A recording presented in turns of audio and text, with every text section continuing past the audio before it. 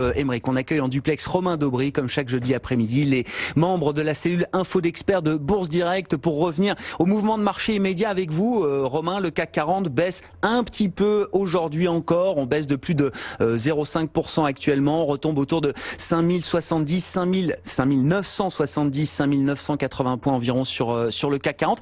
Est-ce qu'on commence à parler de l'idée d'une correction, Romain ? Bonjour Grégoire, bonjour à tous. On n'en est pas loin, à mon sens ça va être le cas, mais là rien ne l'a déclenché encore, même si on est au bord du précipice. On avait évoqué ensemble une zone de trading range sur l'indice parisien 5964, 6067, avec l'échéance des marchés dérivés la semaine dernière, la possibilité d'une accélération et d'une fausse sortie au-dessus de ce niveau-là, c'est exactement ce qui s'est produit.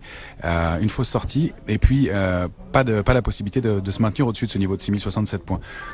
Donc on a réintégré le niveau avec un gap baissier et un marché qui glisse toujours à l'intérieur de cette zone de consolidation, sauf que de faire une fausse sortie par le haut pour des raisons techniques et de réintégrer un trading range ensuite, c'est pas très bon signe, surtout dans un marché qui était un petit peu plus complaisant, un peu plus optimiste depuis quelques semaines. Donc là, pour moi, sur le Dow Jones, on a déclenché un signal de baisse là entre cette nuit et ce matin, en rompant la zone 29 150, 29 200 points, avec une phase de correction donc qui est un peu plus marquée qui devrait se mettre en place. Pour l'indice parisien, 5964, je crois qu'on a fait un plus bas 964 précisément il y a quelques minutes. Donc on est vraiment sur une phase où on a un vrai risque d'accélération baissière et d'aller un peu plus loin et de corriger de façon un peu plus marquée. On l'évoquait, cette possibilité d'une correction de l'ordre de 5% sur l'ensemble des indices. Alors un peu plus précisément sur la base des cours de clôture d'hier, ça donnerait pour l'indice parisien entre 3,5 et 4,5%. Sur le Dow Jones c'est 5% à peu près. Sur le S&P c'est un peu plus marqué, ce serait entre 5 et 7%. Sur le Nasdaq ce serait carrément 10%. Voilà, l'indice parisien a beaucoup moins performé que les indices américains. Il a moins surperformé ces dernières semaines. Donc, on n'était quasiment pas en phase de battre des records à chaque jour comme eux l'ont fait. Donc, voilà, un mouvement de baisse qui est, à mon avis, lié alors qu'il a mis du temps à se mettre en place avec des mouvements et des contre-pieds très réguliers. Et c'est pour ça qu'il n'est pas acquis encore. Mais on voit qu'il se dessine de plus en plus avec des grosses sanctions. Le secteur automobile qui est hyper sanctionné, des dossiers qui payent quand même toujours très bien le secteur technologique, et puis les sanctions du secteur du luxe aussi qui sous-performent maintenant. Donc voilà, il y a toujours des valeurs fortes dans ce marché, toujours de l'intérêt, mais on l'avait dit, un peu d'euphorie sur les petites et moyennes capitalisations, c'est moins le cas là ces dernières heures. Et puis un marché toujours hyper technique qui donne des vrais signes de faiblesse. Alors pourquoi on baisse pas vite ? À mon avis, il y a plusieurs raisons. C'est que déjà il y a de la couverture dans les portefeuilles, même si la position ouverte est très faible sur les options, il y a quand même plus d'options de vente que d'options d'achat. Donc l'alerte, elle a été donnée avec les tensions entre les États-Unis et l'Iran, avec le risque du virus asiatique. Et donc l'alerte a été donnée, et elle surprend pas complètement les investisseurs. Par ailleurs, le marché est assez creux, donc on prend pas à contre-pied un marché haussier fort avec beaucoup de positions ouvertes. Il y a un tout petit intérêt baissier, une position ouverte baissière sur le futur CAC 40, avec 13 000 contrats ouverts contre 6 078 points. Donc c'est pas fort. Et même hier, dans la baisse d'hier, la position ouverte n'a pas évolué, donc il n'y avait pas de pression baissière. Là, c'est peut-être en train de se mettre en place aujourd'hui. Et puis je crois qu'il y a aussi un phénomène psychologique, c'est que le marché a tellement tiré, tellement monté, a tellement usé les vendeurs qui ont essayé de se mettre en position et de contrer le marché depuis plusieurs semaines, et depuis plusieurs mois même maintenant, que ils ont du mal à se remettre vendeurs, ces spéculateurs. Et même avec des signes de baisse et avec les contre-pieds auxquels on assiste, ils ont du mal à aller attaquer ce marché à la baisse. C'est aussi pour ça, je pense qu'on a du mal à y aller. Et puis il y a ce réflexe qui fait que depuis le point bas de décembre 2018, c'est le 27 décembre 2018, on a systématiquement à racheter tous les points bas sans aucune correction forte ou marquée. Donc c'est pour ça que là je me méfie un peu plus et que le contre-pied pourrait être un peu plus marqué. Je m'attends pas à un mouvement de retournement baissier fort, mais voilà les proportions je vous les ai données. En revanche, on voit que les comportements sont pas les mêmes, que les accélérations baissières sont plus rapides, même si les rebonds sont importants. Ce matin encore, on est repassé largement positif avant de réaccélérer à la baisse. Donc voilà, il y a une espèce d'usure des vendeurs qui se fait d'un côté, toujours dans un marché très technique et pas beaucoup de prises d'initiative. Encore une fois, à moyen terme, ce sera des opportunités à mon avis pour rentrer. Ouais, je comprends. Bon, mais d'ailleurs la baisse s'accentue encore un petit peu.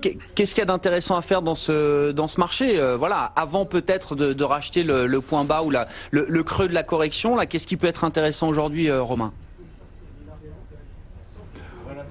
Alors pour les plus agressifs, on avait nous pris une position de protection dans les portefeuilles, acheter un put tout simplement, c'est des stratégies de base sur les options, ça correspond à acheter une assurance pour son portefeuille. Il y a travaillé des actifs refuges comme l'or, je vois pas l'évolution de l'or pour l'instant, mais il évolue toujours au-dessus de 1555 $ l'once ou pas loin de cette zone de support là, et la position ouverte reste très importante, donc il y a de l'intérêt sur l'or et ce sera probablement un actif refuge qui va payer quand le marché va accélérer à la baisse, si c'est bien le cas. Pourquoi pas un peu de pétrole, même si c'est un peu plus compliqué comme actif et comme réaction. Alléger les positions, évidemment ça on l'a fait de façon assez significative. Et puis pourquoi pas travailler à la baisse.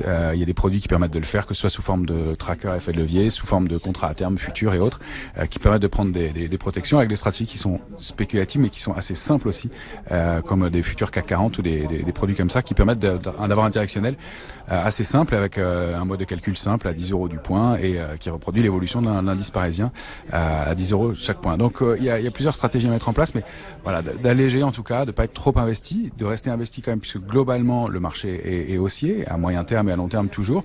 On assiste plus à une phase de prise de bénéfices, à une phase aussi à mon avis de consolidation dans un mouvement de hausse qui était quand même hyper important sur la plupart des indices majeurs, et puis un moment où c'est un peu le contre-pied, où on s'y attendait un peu moins, c'est-à-dire qu'on était un peu plus complaisant au milieu de la période de résultats, et au moment où aucun élément ne faisait baisser le marché. La signature de la phase 1 de l'accord sino-américain, avant on se disait que ça baisserait sur l'annonce, et puis finalement la signature a lieu, le marché ne baisse pas, le virus chinois, le marché ne baisse pas, les tensions géopolitiques, le marché ne baisse pas, et donc là, au moment où on s'endort un peu, je pense que ça pourrait venir, le cours pourrait venir d'ici, pour des raisons techniques encore une fois, avec des acheteurs qui seront là en repli. Donc on sous-pondère les secteurs faibles, le secteur automobile évidemment. Alors quand on voit l'évolution de Renault aujourd'hui, on comprend la stratégie. On sous-pondère les actifs qui sont plus faibles en ce moment, le luxe aussi. On peut rester investi sur les secteurs technologiques, mais globalement plutôt préférer les achats sur repli. Et puis il y a le secteur de la finance qui se porte bien aussi. On a pas mal de valeurs qui sont assez solides, Capgemini, Air Liquide, BNP, Dassault Systèmes, Engie, Safran, STM, qui sont des valeurs fortes pour l'instant, qu'on peut conserver, puisque probablement on n'est pas dans un mouvement de retournement profond de marché, mais un mouvement qui va marquer, qui va laisser dubitatif et qui va rendre un peu moins optimiste le consensus qui récemment avait tourné un peu.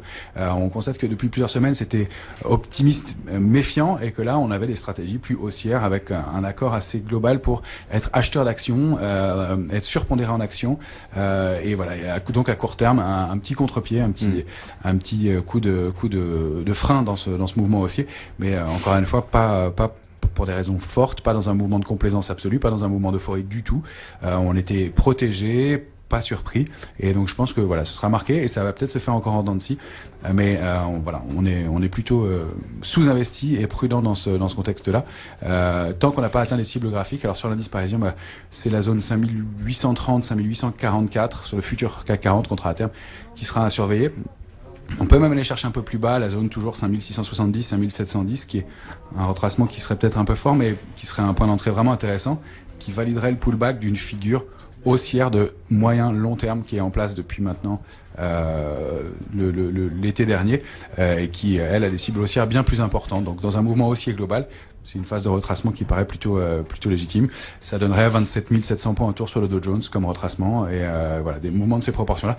Le DAX aussi avait une configuration, vous vous souvenez, qu'on avait évoqué en triangle inversé, avec des cotations qui sont au sein d'un triangle, donc graphiquement qui est un triangle qui est dans le sens inversé, donc qui donne un signe de désorientation du marché et donc de risque aussi, et qui se termine très souvent par une accélération baissière un peu brutale. Donc voilà, un petit nettoyage, une petite purge dont peut-être le marché a besoin pour reprendre, pour repartir de plus belle. Merci beaucoup Romain pour vos commentaires, votre analyse de la situation des marchés. Romain Dobré qui était en duplex avec nous, membre de la cellule Info d'Experts de Bourse Direct.